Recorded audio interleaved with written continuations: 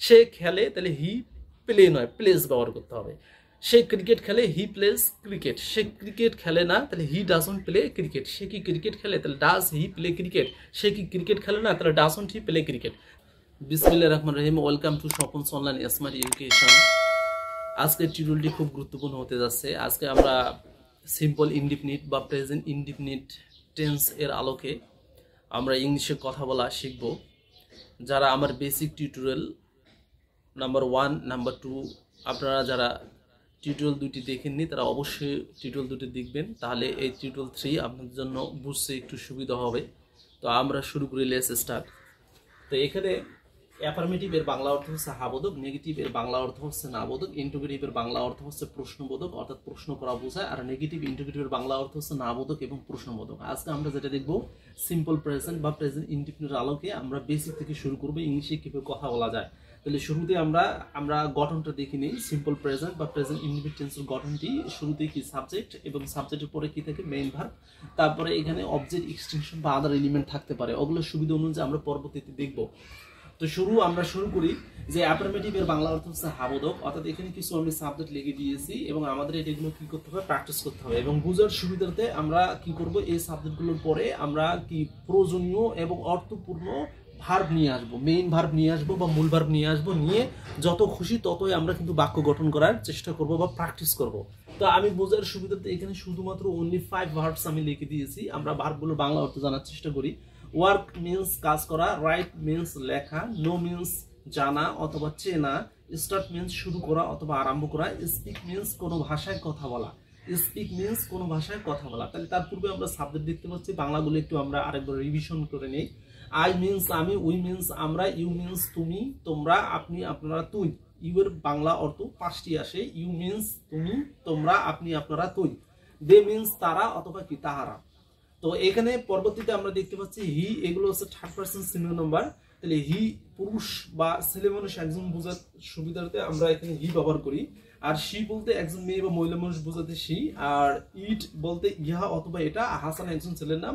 তাহলে ইচ্ছা অনুযায়ী এখানে আমরা থার্ড পারসন সিঙ্গুলার নাম্বারটা ইচ্ছা অনুযায়ী সাবজেক্ট ব্যবহার করতে পারবো। যেরকম সাবজেক্ট ব্যবহার করবো সেরকম কিন্তু অর্থ আসবে। এবং আমাদের যে কাজটি করতে হবে, ভার্বগুলো আমি বোঝার সুবিধাতে 5টি ভার্ব লিখে দিয়েছি। এখানে ইচ্ছা অনুযায়ী ভার্ব ব্যবহার করে প্র্যাকটিস করতে হবে। তবে মনে রাখতে হবে, always remember in your mind, আপনারা সর্বদা মনে রাখবেন যে আপনাকে আগে কি বাংলা বলতে হবে। বেসিক শিখতে গেলে আগে কি বাংলা বলতে হবে, তারপরে কি ইংলিশটি আনতে হবে। তাহলে খুব দ্রুত ইংলিশে কথা বলতে পারবেন।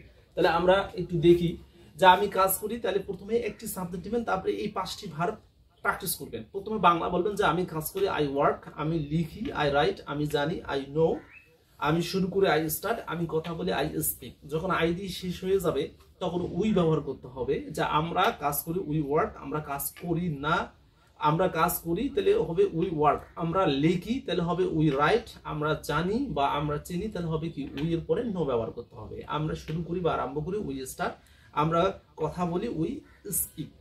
যখন উই শেষ হবে তখন ইউ নিতে হবে। তাহলে তুমি কাজ করে, ইউ ওয়ার্ক, তুমি লেখো, ইউ রাইট, তুমি জানো, ইউ নো, তুমি শুরু করো, ইউ স্টার্ট, তুমি কথা বলো, ইউ স্পিক। এভাবে দে ব্যবহার করতে হবে। তারা কাজ করে, দে ওয়ার্ক, তারা লেখে, দে রাইট, তারা জানে, দে নো, তারা শুরু করে, দে স্টার্ট, তারা শুরু করে, দে স্টার্ট, তারা কথা বলে, দে স্পিক। কিন্তু আমাদের মনে রাখতে হবে, যখন subject third person singular number হবে তখন মূল ভার্বের শেষে এস, ইএস অথবা আইএস নিয়ম অনুযায়ী আমাদের ব্যবহার করতে হবে। চলো শুরু করি। সে কথা বলে তাহলে হবে হি ওয়ার্ক নয়, বলতে হবে হি ওয়ার্কস, মূল ভার্বের শেষে এস যুক্ত করতে হবে। সে লেখে, হি রাইটস, সে জানে, হি নোজ বা সে জানে, হি নোজ, সে শুরু করে, হি স্টার্টস, সে কথা বলে, হি স্পিক্স। তাহলে সে কাজ করে, শি ওয়ার্কস, সে লেখে, শি রাইটস, সে জানে, শি নোজ, সে শুরু করে, তাহলে শি স্টার্টস, সে কথা বলে, শি স্পিক্স। তাহলে এভাবে আমাদের কি করতে হবে, ভার্ব ব্যবহার করতে হবে। অর্থাৎ subject third person singular number যে কোনো একটি সাবজেক্টের উপর ভার্ব নিয়ে প্রথমে বাংলা, তারপরে কি আমাদের ইংলিশ প্র্যাকটিস করতে হবে। এটা আমরা টিউটোরিয়াল 1 আমরা দেখে নিয়েছিলাম এবং টিউটোরিয়াল 2 তে আমরা নেগেটিভটাও দেখে নিয়েছিলাম, নাবোধক দেখে নিয়েছিলাম। অর্থাৎ এগুলোর পরে ডোন্ট ব্যবহার করতে হবে। আর এই যে এই সাবজেক্টগুলোর পর এগুলো যেহেতু থার্ড পারসন সিঙ্গুলার নাম্বার, এগুলোর পরে ডাজন্ট ব্যবহার করতে হবে। এগুলো নাবোধক বোঝায়। যেমন আমি কাজ করি, তাহলে কি হবে, আই ওয়ার্ক। এখন যদি বলা হয় আমি কাজ করি না, তখন হবে আই এর পরে কি নিতে হবে, ডোন্ট নিতে হবে। যা আমি কাজ করি না, আই ডোন্ট ওয়ার্ক, আমি লিখি না, আই ডোন্ট রাইট, আমি জানি না বা আমি চিনি না, আই ডোন্ট নো, আমি শুরু করি না, আই ডোন্ট স্টার্ট, আমি কথা বলি না, আই ডোন্ট স্পিক। এখন যদি বলা হয় আমরা কাজ করি না, তখন কি নিতে হবে? উই এর উপরে এই ডোন্ট ব্যবহার করতে হবে। আমরা কাজ করি না, উই ডোন্ট ওয়ার্ক। আমরা লিখি না, উই ডোন্ট রাইট। আমরা জানি না বা আমরা চিনি না, উই ডোন্ট নো। আমরা শুরু করি না বা আরম্ভ করি না, উই ডোন্ট স্টার্ট। আমরা কথা বলি না, উই ডোন্ট কি হবে? স্পিক। We don't speak.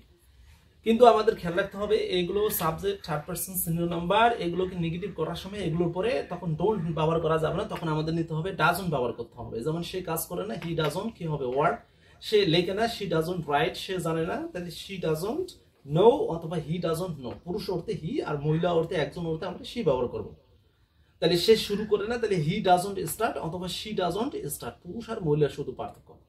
সে কথা বলে না, তাহলে শি অথবা হি ডাজন্ট স্পিক। তাহলে এভাবে আমাদের কি করতে হবে? একটি সাবজেক্ট নিতে হবে, তারপরে এই যে ডাজন্টের উপরে আমাদের ইচ্ছে অনুযায়ী আমরা ভার্ব ব্যবহার করে প্রথমে বাংলা বলবো, তারপরে আমরা কি ইংলিশ দেখবো। এটা টিউটোরিয়াল 2 তে আমি আলোচনা করেছিলাম। তো আমি আলোচনা করিনি যে প্রশ্ন যেটা দিয়ে আমরা কি কোনো জানতে চাওয়া হয়, কোনো কিছু জানতে চাওয়া হয়, সেটাকে আমরা জানি যে ইংলিশে কি বলি? ইন্টারোগেটিভ, যেটাকে আমরা বলি কি? প্রশ্নবোধক বাক্য। আমরা আজকে ইন্টারোগেটিভ দেখবো।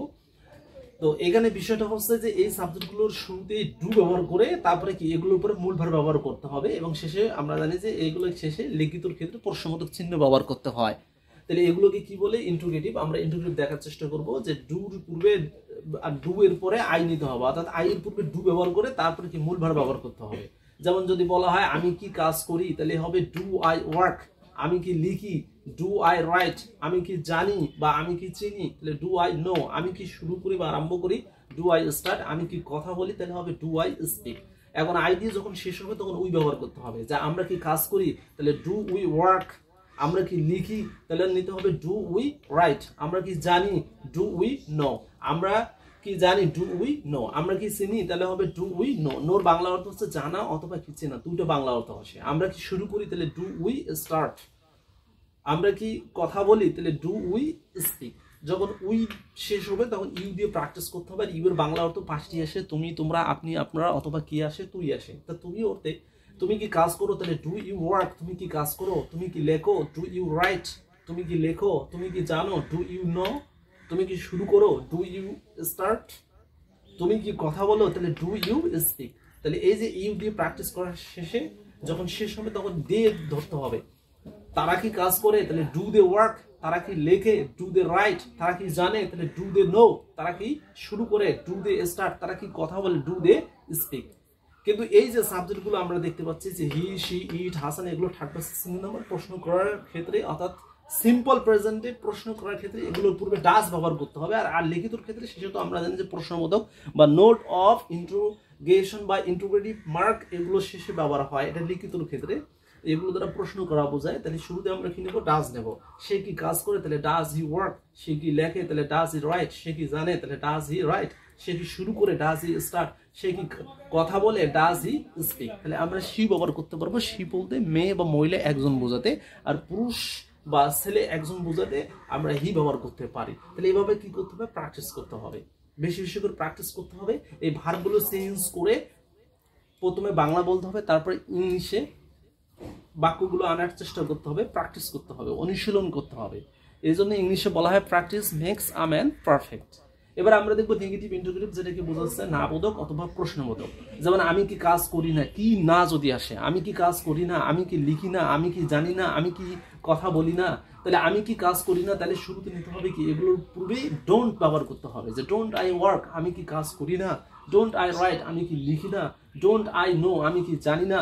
ডোন্ট আই স্টার্ট, আমি কি শুরু করি না বা আমি কি আরম্ভ করি না। তাহলে ডোন্ট আই স্পিক, আমি কি কথা বলি না। যখন আই শেষ হবে তখন উই ব্যবহার করতে হবে। যে আমরা কি কাজ করি না, ডোন্ট উই ওয়ার্ক। আমরা কি লিখি না, ডোন্ট উই রাইট। আমরা কি জানি না, তাহলে ডোন্ট উই নো। আমরা কি চিনি না, ডোন্ট উই নো। আমরা কি শুরু করি না, তাহলে ডোন্ট উই স্টার্ট। আমরা কি কথা বলি না, তাহলে ডোন্ট উই স্পিক। যখন উই যাবে তখন ইউ এবং ডি দিয়ে কি করতে হবে, প্র্যাকটিস করতে হবে, অনুশীলন করতে হবে। এবার আমাদের খেয়াল রাখতে হবে এই সাবজেক্টগুলো থার্ড পারসন সিঙ্গুলার নাম্বার, এগুলোকে নেগেটিভ ইন্টারভিউ করার সময় শুরুতেই আমাদের কি ডাজন্ট ব্যবহার করতে হবে। যেমন সে কি কাজ করে না, তাহলে ডাজন্ট হি ওয়ার্ক। সে কি লেখে না, ডাজন্ট হি রাইট। সে কি জানে না, ডাজন্ট হি নো। সে কি শুরু করে না, ডাজন্ট হি স্টার্ট। সে কি কথা বলে না, ডাজন্ট হি স্পিক। তাহলে আমরা পুরুষ বা ছেলে মানুষ একজন অর্থে হি, অথবা মেয়ে বা মহিলা মানুষ একজন অর্থে আমরা সে ব্যবহার করবো। এভাবে আমাদের কি করতে হবে, প্র্যাকটিস করতে হবে। তো ওভারঅল আমরা এটা যেটা শিখলাম সেটা হচ্ছে সিম্পল প্রেজেন্ট বা প্রেজেন্ট ইনডিফিনিট টেন্সের আলোকে আমরা ইংলিশে কথা বলার চেষ্টা করলাম। বাসায় বেশি বেশি করে কি করতে হবে, প্র্যাকটিস করতে হবে। যারা বিগিনার রয়েছে, যারা একদম বেসিক থেকে শুরু করতে চাচ্ছে, তাদের জন্য আসলে এই টিউটোরিয়ালটা আমরা শেষে দেখে নিই। তাহলে হাবত হচ্ছে আমি কাজ করি, আই ওয়ার্ক। আর নেগেটিভ হবে আমি কাজ করি না, আই ডোন্ট ওয়ার্ক, তখন ডোন্ট ব্যবহার করতে হবে। আর আমি কি কাজ করি তখন হবে ডু আই ওয়ার্ক। আর আমি কি কাজ করি না তখন শুরুতে নিতে হবে কি ডোন্ট আই ওয়ার্ক। আর যদি সে কাজ করে তখন হিটা যেহেতু থার্ড পারসন সিঙ্গেল নাম্বার, তাহলে সে কাজ করে তাহলে হির পর ওয়ার্কের শেষে এ যুক্ত করতে হবে। সে কাজ করে হি ওয়ার্কস, সে কাজ করে না হির ক্ষেত্রে তখন ডাজন্ট ব্যবহার করতে হবে, কারণ এখানে he third person single number. Negative করার ক্ষেত্রে সাবজেক্ট যদি থার্ড পারসন সিঙ্গেল নাম্বার হয়, সিম্পল ইনডিপেন্ডেন্ট প্রেজেন্ট ইনডিপেন্ডেন্টে যে ডাজন্ট ব্যবহার করতে হয়। সে কাজ করে না তাহলে হি ডাজন্ট ওয়ার্ক। সে কি কাজ করে তাহলে ডাজ হি ওয়ার্ক, শুরুতে ডাজ আনতে হবে। আর সে কি কাজ করে না তখন হবে ডাজন্ট হি ওয়ার্ক। এটা এভাবে প্রাথমিক ভিত্তি তৈরি করতে হবে। তারপরে আমরা অবজেক্ট নিতে পারবো, আদার এলিমেন্টস নিয়ে সেন্টেন্সগুলো আরো বড় করা যাবে, অবশ্যই বড় করা যাবে। যেমন আমি কথা বলি, কোনো ভাষায় কথা বলা অর্থে আমরা জানি যে স্পিক। আমি ইংলিশে কথা বলি, আই স্পিক ইন ইংলিশ। আমি ইংরেজিতে কথা বলি না, I don't speak in English. আমি কি ইংলিশে কথা বলি তাহলে do I speak in English. আমি কি ইংলিশে কথা বলি না, don't I speak in English. সে খেলে তাহলে হি প্লে নয় প্লেস ব্যবহার করতে হবে। সে ক্রিকেট খেলে, he plays cricket. Say cricket খেলে না তাহলে হি ডাজন্ট প্লে ক্রিকেট। সে কি ক্রিকেট খেলে তাহলে ডাজ হি প্লে ক্রিকেট। সে কি ক্রিকেট খেলে না তাহলে ডাজন্ট হি প্লে ক্রিকেট। তাহলে আগে বেসিক প্রাথমিক যে গঠন সেটা ঠিক করার পর পরবর্তীতে অবজেক্ট এক্সটেনশন আনা যাবে। তো সবাই ভালো থাকবেন, সুস্থ থাকবেন, আল্লাহ হাফেজ। পরবর্তী টিউটোরিয়ালে স্বাগত জানিয়ে এখানে শেষ করছি।